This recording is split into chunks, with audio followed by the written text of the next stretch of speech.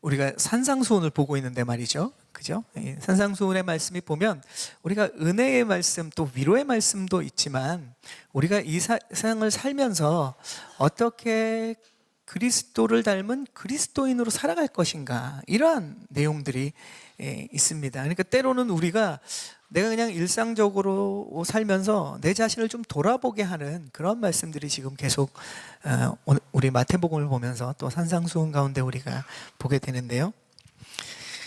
우리가 드라마 같은 데 보면 주인공을 괴롭히는 사람이 항상 옆에 있습니다. 그죠? 공공의 적과 같은 그런 사람들이 나와서 그 드라마 안에서 갈등을 일으키죠. 그런데 그렇게 주인공을 괴롭히는 좀 나쁜 사람들 중에는 이렇게 자기 과시, 잘난 척을 하는 사람들이 꼭 거기 등장하죠. 드라마 작가가 일부러 그런 사람을 내세워서 그런 잘난 척을 하는 사람을 우리가 볼 때 느끼는 그런 분노나 또 이런 마음들을 그 안에 자꾸 넣는 거죠. 그래서 더 긴장을 갖게 하고 또 그곳에서 그런 악인이 나중에 이렇게 당하고 또 착한 사람이 성공한다, 이런 이야기들을 드라마 안에서 우리가 보게 됩니다. 우리 주변에도 보면 생각해 보면 잘난 척하는 사람들이 있어요. 그죠? 떠오르는 분들도 계실 수 있습니다. 그런데 때로는 우리가 의도하지 않아도 우리가 모르지만 우리를 누군가는 또 잘난 척하는 사람이다, 이렇게 생각할 수 있습니다. 우리도 무심코 이야기하는 하는 그런 이야기가 주변 사람들에게는 잘난 척으로 들릴 수 있는 거죠. 왜냐하면 그런 반응들은 의도할 뿐만 아니라 의도하지 않은 상황에서 그런 일들이 일어난다는 거죠. 먼저는 우리가 잘하는 것처럼 잘나지 못했는데 잘난 것처럼 보이려고 할 때 사람들은 누구나 그 사람을 보면 잘난 척을 하나 보다, 이렇게 생각하지만 또 한 가지는 그 사람이 못나진 않았습니다. 잘난 사람이에요. 근데 함께 있는 사람을 배려하지 않고 그 사람이 이야기할 때 상대방은 느낄 때 좀 잘난 척하는 것처럼 느낄 수 있다는 거죠. 예를 들면 몇몇이 모여서 이야기하는데 이런 말씀이 좀 그렇긴 하지만 초등학교만 나오신 분들이 만약에 모였는데 혼자 대학을 나왔는데 그 사람들을 배려하지 않고 대학 학창 시절에 즐거웠던 얘기를 계속 한다면 그 사람은 의도하지 않았을지 모르지만 다른 사람들이 들을 때는 잘난 척하는 것 같겠죠. 같은 유학생들이라도 나는 지금 내일 당장 먹을 것이 없고 쓸 돈이 없어서 한참 고민하고 있는데 그것을 알고 있는 상대방이 나 내일 좀 좋은 곳에 가고 싶은데 너 혹시 아는 데 있냐? 이런 식으로 얘기하면 사실 듣는 사람 입장에서는 마음이 그렇게 편하지 않습니다. 또 내 자녀가 지금 밖에서 막 사고 치고 있는데 상대방이 괜찮아, 그냥 건강하고 다 그게 과정이야, 그리고 씩씩하잖아, 이렇게 얘기하고 상대방이 또 이렇게 얘기하는 거죠. 그런데 우리 아들이 어제 시험을 봤는데 아는 문제를 틀렸어, 그것만 아니었으면 만점 맞는데, 만약 이렇게 얘기한다면 상대방이 들을 때는 본인이 사실을 그대로 얘기하지만 배려하지 않고 하는 그러한 행동은 잘난 척으로 들릴 수밖에 없는 거겠죠. 이처럼 자기 과시, 잘난 척은 잘나지 않은 사람이 잘난 것처럼 보이려는 상황뿐만 아니라 괜찮지만 잘났지만 배려와 겸손이 없을 때 다른 사람은 그것 또한 잘난 척으로 느낀다는 거죠. 그래서 뭔가 더 가진 사람, 뭔가 좀 더 높은 위치에 있는 사람은 상대방을 더 살펴야 합니다. 남들보다도 더 주위를 배려하고 겸손하지 않으면 사람들은 그것을 그렇게 느낄 수 있다는 거죠. 오늘 말씀에도 보면 예수님께서 꾸짖으시는 이런 사람들, 그들은 한마디로 이야기하면 잘난 척하는 사람들이었습니다.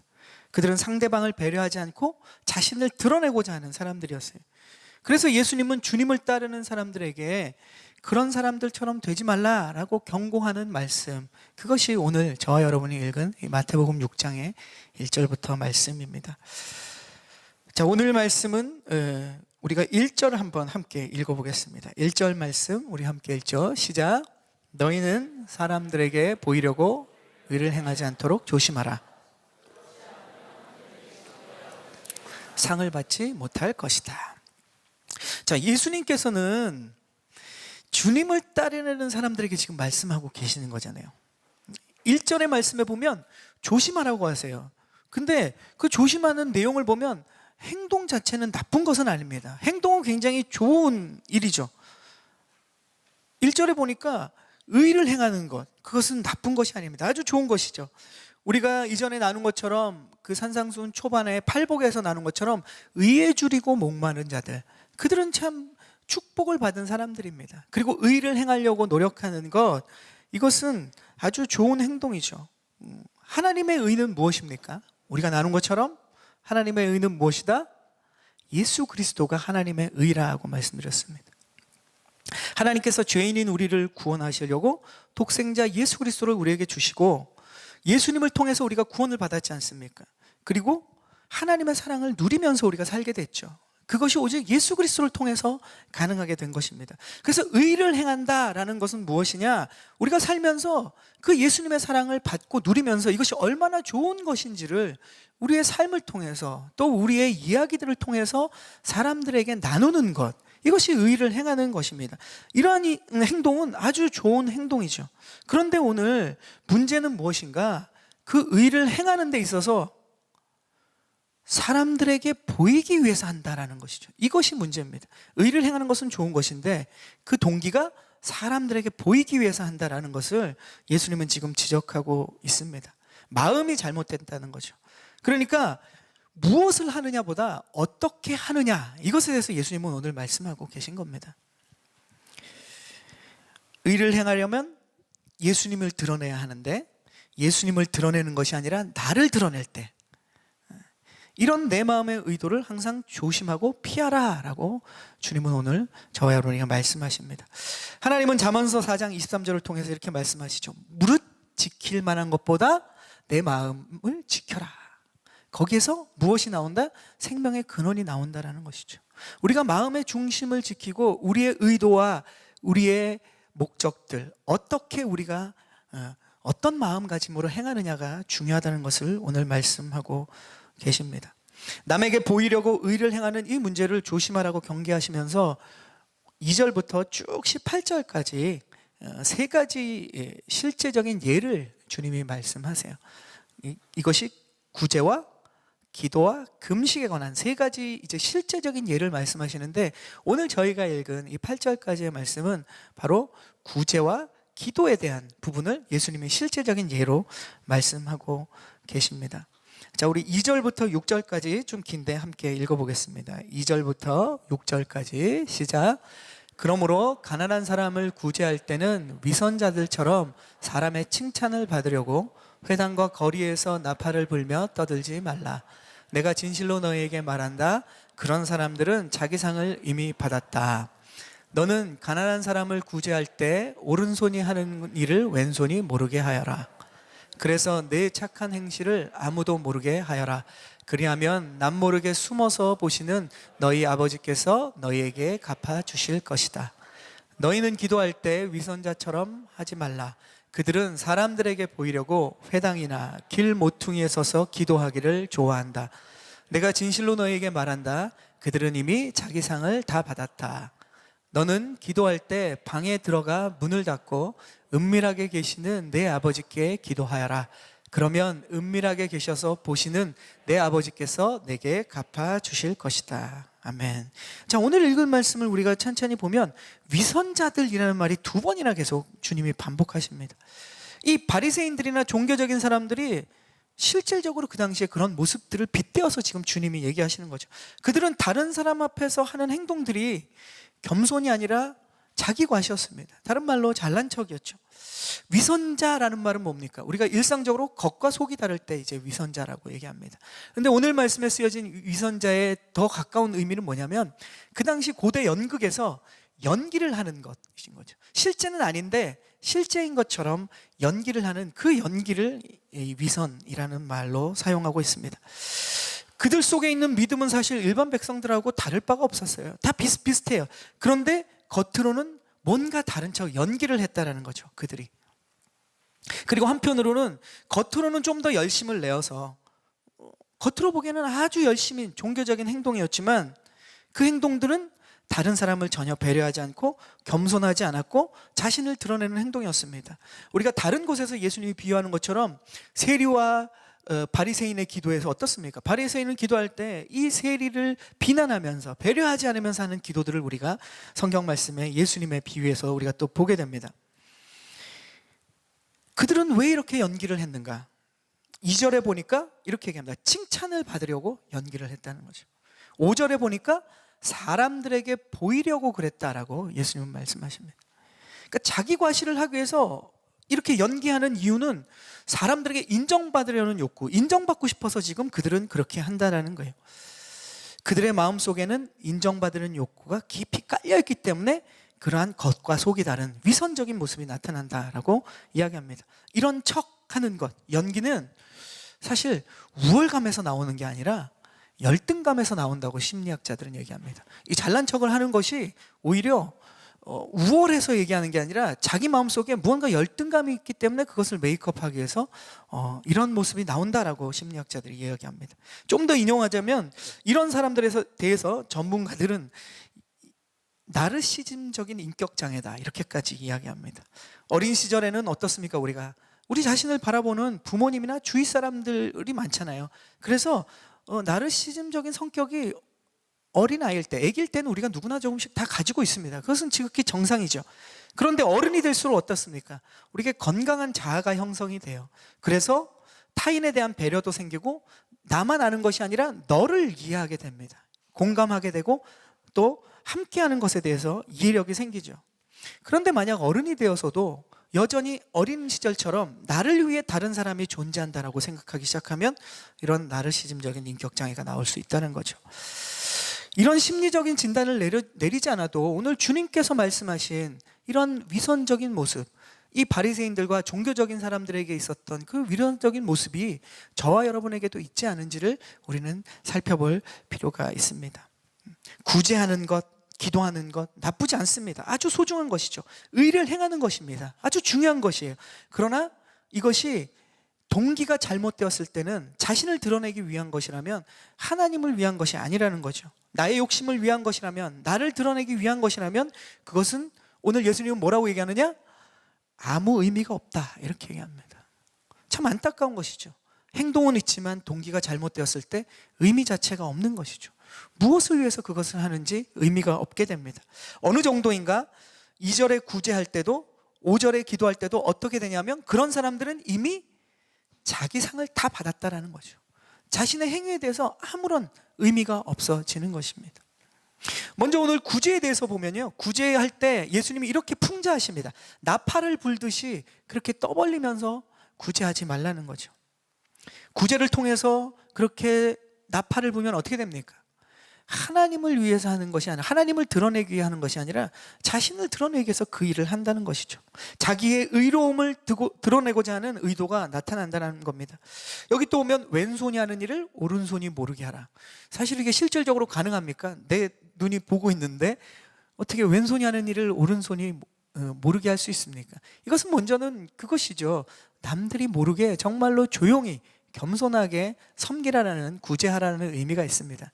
또 한 가지는, 이 말은 내가 하는 이 구제 생활이 일상적으로 생활화되라는 거죠. 그래서 자연스럽게 하라는 뜻도 있습니다. 오른손과 왼손이 의식하지 않아도 자연스럽게 하는 거죠. 우리가 일상적으로 자주 하는 행동은 어떻습니까? 우리가 잘 의식하지 않아도 저절로 되는 일이 되게 많습니다. 뭐 넥타이를 매는 것도 그렇습니다. 처음 맬 때는 왼손 오른손 굉장히 신경 써야 됩니다. 그런데 이게 익숙해지면 이제 뭐 잘 신경 쓰지 않아도 왼손과 오른손이 번갈아 척척척척 하게 되죠. 왼손이 하는 일을 오른손이 모르게 할 수 있습니다. 뭐 화장하는 것도 마찬가지겠죠. 운전하는 것도 처음 가는 길에는 왼손과 오른손이 바쁘게 움직입니다. 게다가 오토가 아닌 스틱이면 더 그렇죠. 발까지 아주 다 신경을 써가면서 해야 되는데 운전에 익숙해지고 내가 항상 가는 길이면 어떻습니까?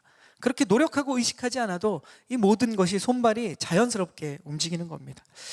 이렇게 우리가 겸손함으로 조용하게 남을 돕고 일상적으로 우리의 이런 섬김이 자연스럽게 우리 몸에 배어서 생활화되어서 자연스럽게 남을 돕는 우리가 된다면 하나님은 우리를 통해서 하나님이 드러나실 뿐만 아니라 우리의 그 귀한 믿음과 섬김을 축복하시고 우리를 기뻐하신다라는 것입니다. 아멘. 우리의 삶이 그렇게 되기를 원합니다. 기도에 관해서도 오늘 마지막으로 말씀하시는데, 이 기도는 우리가 보통 기도 그러면 필요할 때, 우리가 급박한 기도 제목이 생겼을 때, 나에게 지금 무언가 문제가 풀리지 않을 때 기도를 하게 됩니다. 물론 처음에 그렇게 기도는 시작돼요. 그러나 우리가 성경 말씀에서 기도를 보면, 또 그리고 믿음이 자라면 자랄수록, 하나님을 알아가면 알아갈수록 기도에 대해서 말하는 것은 무엇이냐? 기도는 하나님 앞에 내가 필요한 것을 구할 때 이것이 진정한 깊이 있는 기도가 아니라는 것이죠. 기도는 하나님과 나와의 관계가 더 깊어지는 교제입니다. 대화와 같은 것이죠. 그래서 기도를 깊이 하는 사람일수록 하나님과의 이 기도 내용을 보면 얼마나 깊이 있는 기도가 되고 있는지를 아는 것이죠. 처음에는 그렇게 필요를 위해서 기도하다가도 점점 기도가 깊어지면 하나님과 나와 이 사랑의 대화가 됩니다. 그러한 소중한 기도를 만약에 남들에게 보여주기 위해서 한다고 하면 이것은 굉장히 큰 문제입니다. 남편과 아내가 서로 사랑하면 서로에게 집중을 해야죠.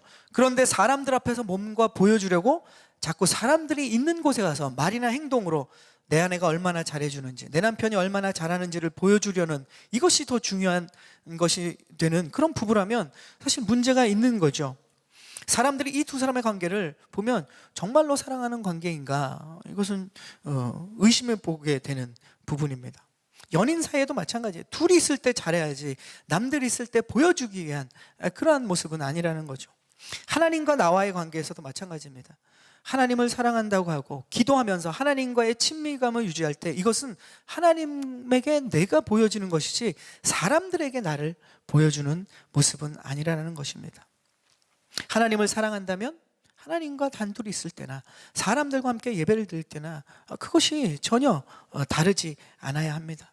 사람들 앞에서 나는 이렇게 많이 헌신하고 희생해서 하나님을 위해 산다고 말하고 보여주는 행동들은 오히려 우리가 볼 때 그 사람이 정말로 이러한 모습과 행동들, 이러한 말이 하나님을 위한 것인가, 자기를 위한 것인가를 의심하게 만든다는 것입니다. 하나님 앞에서 우리가 열심을 내고 하나님과 가까워지려는 노력은 사람에게 드러내는 것이 아니라 하나님께 드러내는 행동이 되어야 합니다. 아멘. 오늘 말씀은 하나님은 그것을 보신다는 거예요. 사람에게 드러내기 위한 행동은 하나님이 보시지 않지만 하나님께 드러내는 행동은 하나님이 보신다는 거죠. 오늘 예수님께서 예를 드신 두 가지를 보면 구제는 어떤 것입니까? 이웃사랑에 대한 거예요. 그죠? 구제라는 것은 이웃사랑입니다. 그럼 기도는 무엇입니까? 하나님 사랑이죠. 우리가 항상 이야기하자면 하나님이 말씀하신 가장 중요한 두 계명, 그리고 어떻게 보면 모든 계명 전체를 합치면 뭡니까?